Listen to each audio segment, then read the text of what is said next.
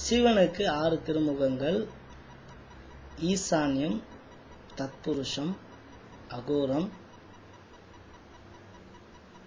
வாமதேவம், சத்யோஜாதம். இந்த 5 முகமும் வெளிப்படையா தெரியக்கூடிய முகங்கள். ஒரே ஒரு முகம் மறைஞ்சிருக்கும், ஞானிகள் கண்ணுக்கு மட்டுமே தெரியக்கூடிய முகம்.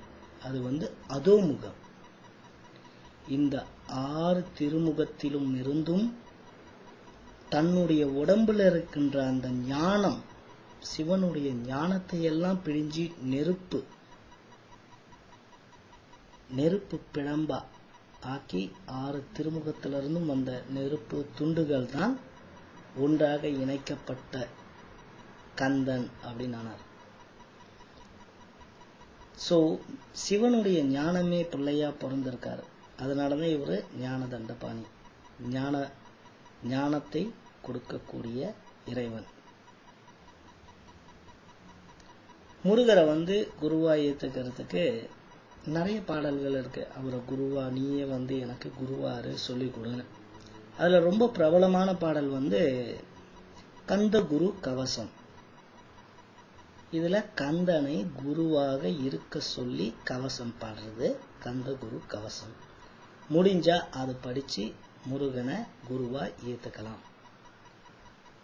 அவ்வளவு பெரிய பாட்டு படிக்க முடியல, எனக்கு டைம் இல்லை அப்படின்னாக்கா, ஒரு சொற்பொழிவுல திருமுருக கிருபானந்த வாரியார் பாடின 4 வரி பாட்டு இருக்கு, அதை சொல்றேன்.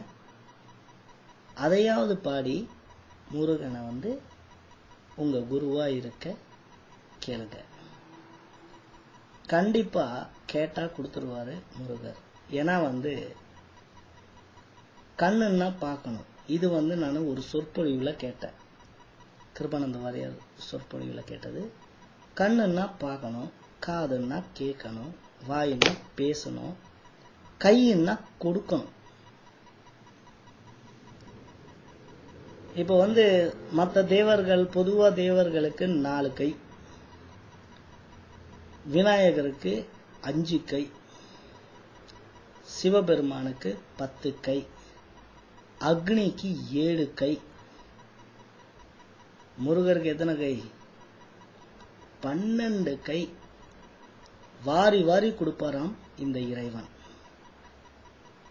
12 கையிலையும் வாரி வாரி கொடுக்கறதுனால அவருக்கு வள்ளல் அப்படின்னு ஒரு பேரு.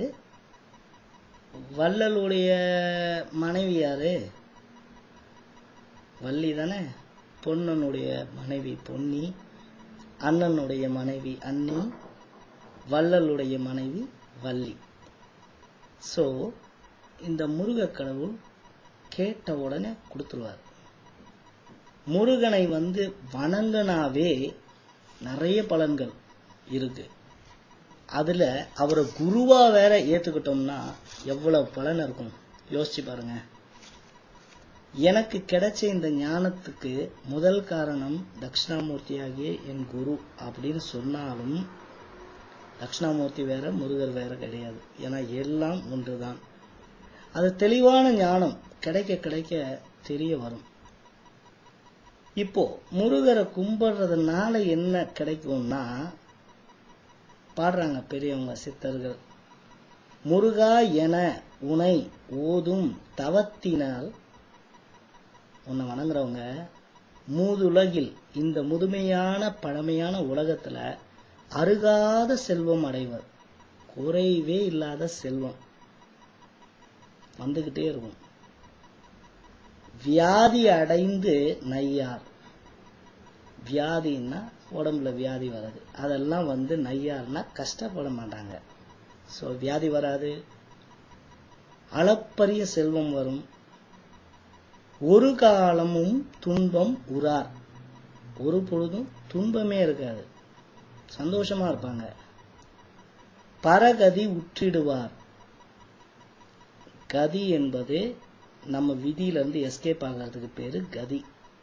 அதுவும் பரகதினா பெரிய கதி, அதை அடைஞ்சிடுவாங்க. பொறுகாலும் நாடு புகார், அதாவது அந்த நாடு நரகம் என்று சொல்லப்படுகின்ற அந்த நாட்டுக்கு போக மாட்டாங்க. அப்படின்னு முருகரை வணங்கினாவே இவ்வளவு. இதுல குருவா அவரை ஏற்றுக்கிட்டோம்னா இன்னும் நிறைய ஞானம் கிடைக்கும், டெஃபினட்டா கிடைக்கும். அதுக்கு அந்த கிருபானந்த வாரியார் சொன்ன அந்த 4 வரி பாட்டு இப்ப சொல்றேன். நேரம் கிடைச்சா மனப்பாடம் பண்ணி அதை முருகர்கிட்ட பாடி அவரை குருவா வர கேளுங்க, கண்டிப்பா வருவார். அந்த பாட்டு திருவடியும் தண்டையும் சிலம்பும் சிலம்போடுருவப் பொருவடிவேலும் கடம்பும் தடம்புயம் ஆறிரண்டும் மறுவடிவான வதனங்களாரும் மலர் கண்களும் குருவடிவாய் வந்து என் உள்ளம் குளிர குடிகொண்டவே. இது குடிகொண்டவேன்னு கிருபானந்த வாரியார் பாடுறாரு.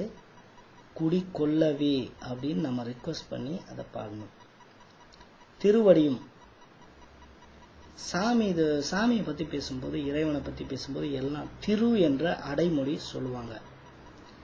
இப்போ திருமுகம், திரு ஆபரணம், திருக்கரம், அந்த மாதிரி திரு அடி, அவருடைய தாமரை போன்ற பாதங்கள் திருவடியும். அந்த பாதத்துல என்ன இருக்கான்?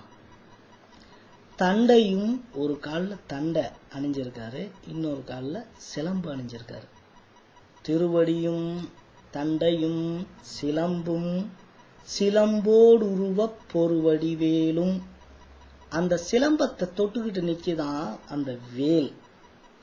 வேலை பிடிச்சி நின்னா அது வேலுடைய அடிப்பாகமுங்க அந்த சிலம்பத்தோடுது. சிலம்போடுருவப் பொருவடிவேலும். அந்த வேல் எதை தொட்டுக்கிட்டு இருக்கான்? கடம்பம், மாலை அணிஞ்சுக்கிட்டு இருக்காரு. கடம்பும் தடம்புயம் ஆறிரண்டும். அந்த வேலை தாங்கிக்கிட்டு இருக்கின்ற கைகள் 6 2 12 கைகள். மறுவடிவான வதனங்களாரும். இது இல்லாம 6 திருமுகங்கள். வதனம்னா முகம். மலர் கண்களும், மலர் போன்ற கண்களும் உடைய அந்த இறைவன் குருவடிவாய் வந்து என் உள்ளம் குளிர கொள்ளவேன்னு நம்ம பாடணும். பாடினா முருகரே வருவார். இத அருணகிரிநாதர் அந்த காலத்திலேயே 4 வரியில பாடிட்டாரு. அவரு என்ன பாடுறாருன்னா, கந்தர் அனுபூதியில உருவாய் அருவாய் உலதாய் இலதாய் மறுவாய் மலராய் மணியாய் ஒளியாய் கருவாய் உயிராய் கதியாய் விதியாய் குருவாய் வருவாய் அருள்வாய் குகனே. குருவாய் வருவாய் அருள்வாய் குகனேன்னு கேக்குறாரு. முருகனை குருவா வந்து இருக்க சொன்னா கண்டிப்பா முருகர் வந்து உங்க எல்லாருக்குமே நல் ஞானத்தை தருவார் அப்படின்றது தான் இந்த வீடியோல நான் சொல்ல வந்த விஷயம். இப்போ ஏப்ரல் 5 2012 அன்னைக்கு பங்குனி உத்திரம். சிவபெருமானுக்கும் பார்வதிக்கும் திருமணம் நடந்த ஒரு நாள். முருகப்பெருமானுக்கும் தெய்வ சேனைக்கும், தெய்வ யானைன்னு சொல்லுவாங்க, அவங்களுக்கும் திருமணம் நடந்த நாள். ராமருக்கும் சீதைக்கும் திருமணம் நடந்த நாள்.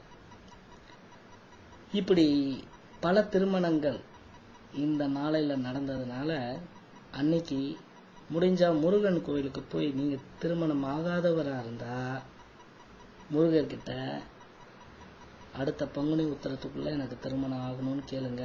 முருகர் டெஃபினட்டா சாங்ஷன் பண்ணுவாரு. அப்புறம் இன்னொன்னு, இந்த வீடியோ மூலமா நான் ஒரு ரிக்வெஸ்ட் வைக்கிறேன். உங்களுக்கு தெரிந்தவர்கள் யாராவது திருமண வயது தாண்டி இன்னமும் திருமணம் ஆகாம இருந்தா எனக்கு சொல்லுங்க. ஏதோ என்னால முடிஞ்ச ஒரு சின்ன சேவை ஏதாவது பண்ண முடியுதான்னு பாக்குறேன். Please take care. நன்றி, வணக்கம்.